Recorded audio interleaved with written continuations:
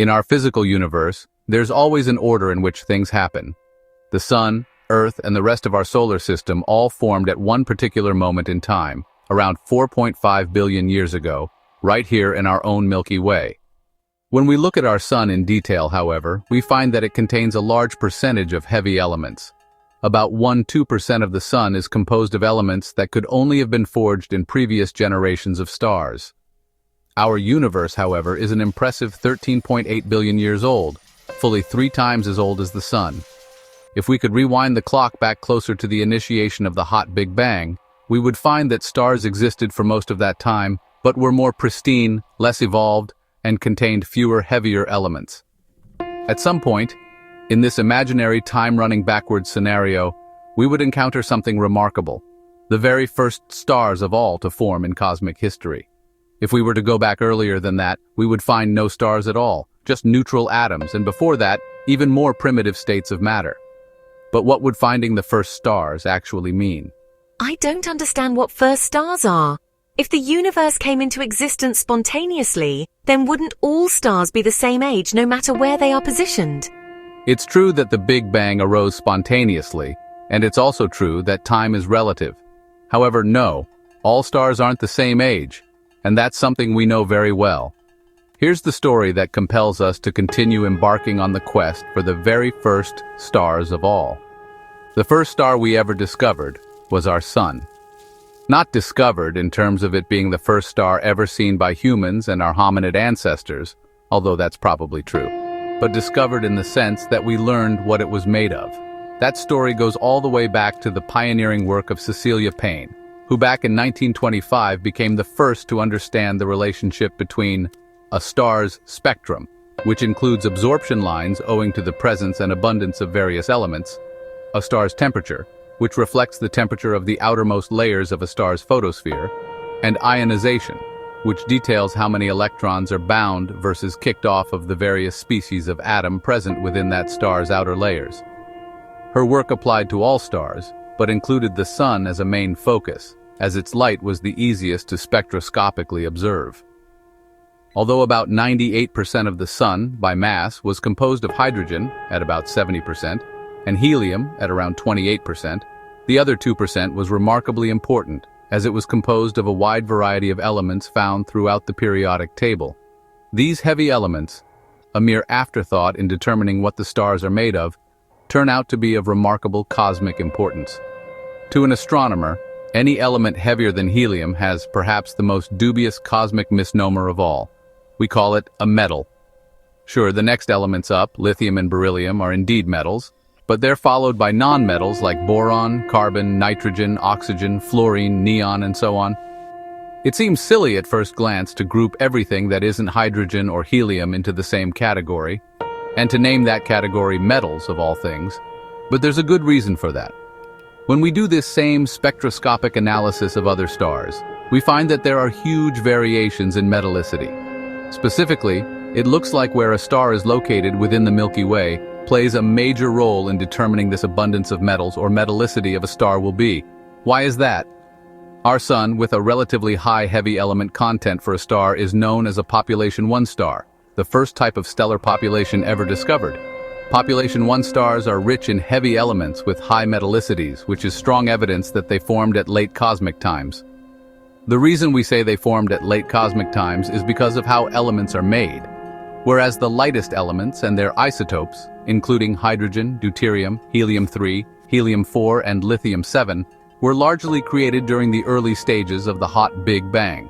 During the period of Big Bang nucleosynthesis and the first few minutes of cosmic history, all of the other elements can only form in any substantial amounts once stars have been born. Because of our ability to perform spectroscopy on light, whether that's light coming from individual stars or star clusters or the cumulative light coming from an entire galaxy, we can measure things like how strong is the presence of oxygen, how strong is the presence of iron, and how strong are they compared to one another, as well as to hydrogen. Those measurements, among other similar ones, teach us what the metallicity of the matter in the region from which that light emerges. And even when we look at the stars in our own backyard, right here in the Milky Way, we find that they're not all like the Sun. In fact, the stars we're most familiar with fall into two categories. There are stars like our Sun, population 1 stars, with comparable metallicities to what we find in our own star. Sure, there are variations, but the Sun is a relatively high metallicity star, and so are many of the stars we find nearby. In particular, these tend to be stars that form in the galactic plane, near the center of the galaxy, and appear to be relatively young, in that most of them have stellar ages of only a few billion years at most. And there are stars that are much poorer in heavy elements, population 2 stars, because they were the second population of stars ever discovered, often containing fewer than 10%, and sometimes even less than 1% of the heavy elements that the Sun possesses. These lower metallicity stars are found in isolation, in the galaxy's outer halo, and in very old globular clusters. This is important to note. Stars come in different ages, and we can typically estimate the ages of stars that exist in clusters, both open star clusters and globular clusters, by looking at their color magnitude diagram. When you observe a star, you can tell what its color is simply by looking at the light that comes in at different wavelengths, and you can tell what its magnitude is simply by observing its brightness. Most stars fall along a snake-like curve known as the main sequence. When stars are born, they have a color and magnitude determined by their initial mass, with the lowest mass stars being dimmer and redder, and the higher mass stars being brighter and bluer, and the highest mass stars run through their life cycles the fastest, causing them to evolve off of the main sequence. Therefore, when you look at the color magnitude diagram for a population of stars that was born all at once, you can determine how old the star cluster is by looking at which stars are still alive and on the main sequence versus where they've evolved off of the main sequence. While many populations of stars found in open clusters, which are common in the plane of the Milky Way, are relatively young and consist of population 1 stars, the stars found in globular clusters are often 11 to 13 billion years old, and are composed mostly of population 2 stars. In other words, even if we just look at our own galaxy, we find that there are stars within it that formed all throughout cosmic history, from just a few 100 million years after the Big Bang all the way up to the present day, 13.8 billion years after the Big Bang began. But not every galaxy that we can look at has that opportunity. Remember what the Big Bang is, an event where the universe everywhere all at once became hot, dense, rapidly expanding, and nearly uniformly filled with particles, antiparticles, and radiation. This event occurred 13.8 billion years ago. In all the time since, the universe has been expanding and cooling and also gravitating. Light, produced in the Big Bang as well as by all the stars that have formed since, travels at the speed of light through this expanding universe. Here on Earth, 13.8 billion years after that event, we can only see the light that's arriving now. For objects within our galaxy, that journey only takes up to a few tens of thousands of years. So we're only looking a little bit into the past when we see open star clusters and globular clusters nearby. But when we look far out into the distant universe at galaxies that are many billions of light years away, we're looking billions of years back in time.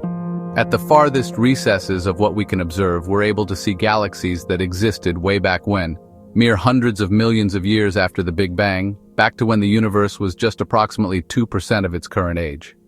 And yet, even at these enormous distances and extremely early times, the populations of stars that exist within these galaxies still display substantial signatures of heavy elements: carbon, nitrogen, oxygen, iron, and more. These elements could not have been made in the Big Bang alone, implying that previous generations of stars had already formed, lived, died, and ejected their pollutants, that is, heavy elements forged within them, back into their interstellar mediums before the stars we're seeing in them today came into existence. Therefore, as early as these stellar populations we're seeing are in cosmic history, overall, they're still not the very first stars. Everywhere we see stars today, including within every galaxy we know of, except perhaps one, all of the stars are only population 1 and population 2 stars. They all have some amount of heavy elements present within them. And yet, in order to form stars that have heavy elements in them, something extraordinary must have happened at some point in the even more distant past. Stars must have formed from a cloud of material that was left over, untouched, from the Big Bang itself. These stars would have been pristine with no pollutants from prior generations of stars. It is these types of stars, known as population 3 stars, that make up what we call the first stars.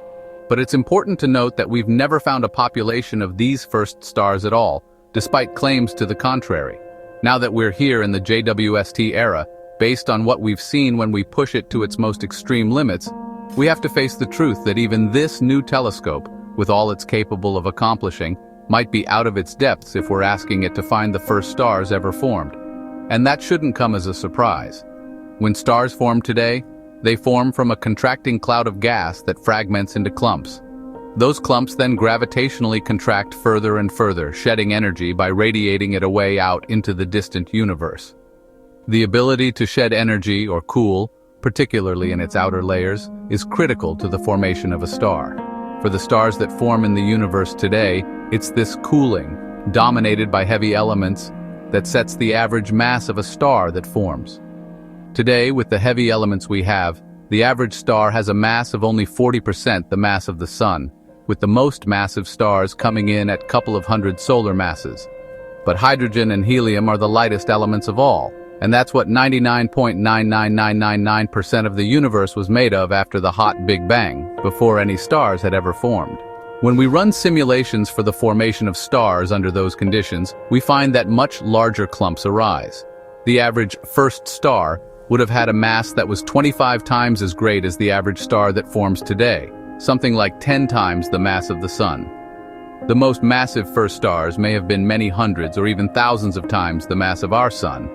We don't know when they would have formed, but our simulations indicate that you'd have to peer back into the first 200 million years of cosmic history to have a chance to spot the first stars, with the recognition that some locations will form the first stars earlier than others, while others won't form their first stars until significantly later. Gravitation takes time, and only when a region has gravitated sufficiently will enough mass gather in one location to form stars at all. These first stars, with such large masses, will likely only live for a very short time, perhaps 1 or 2 million years only, before dying in stellar cataclysms and enriching the interstellar medium around them with heavy elements. Once you have an interstellar medium that possesses heavy elements, including abundant elements like carbon, oxygen, and iron, the stars that form from those clouds of material will no longer be pristine, population 3 stars. They'll be later generation, population 2 stars. When enough generations live and die, you'll make population 1 stars. We'll have to get lucky to find a set of population 3 stars in isolation that isn't confounded by having later generation more polluted stars alongside them. This might lead to a fascinating follow-up question. If that's what the first stars are and the conditions under which they form, then how far back in time or space is the very first star? That is, the earliest example of the first stars, likely to be? This is something that we have to purely rely on simulations for, and there's a tremendous range of uncertainty here. Conservatively, simulations predict that the first stars should generally begin forming 50 to 100 million years after the Big Bang, which corresponds to redshifts of between z equals sine 30 and z equals sine 50. But some higher resolution simulations predict even earlier formation times for the first stars of all. If the first star of all formed 36 million years after the Big Bang, that would imply a redshift of z equals sine 60, something that could only be observed with either a far-infrared or a radio telescope. The most extreme formation scenario I've seen would have the first star form a mere 25 million years after the Big Bang, with a redshift of z equals sine 77. Considering that JWST has been remarkable in pushing the frontier of cosmic distance from the Hubble era at z equals sine 11, or a time of approximately 400 million years, to its modern record of z equals sine 14.4, with an age of approximately 282 million years after the Big Bang, looking back to the first 100 million years of cosmic history is certainly asking for another great leap. Still, the promise of finding the first stars of all is a scientific goal we should never stop chasing until we get there. After all, nothing less than the story of how the universe came to be the way it is today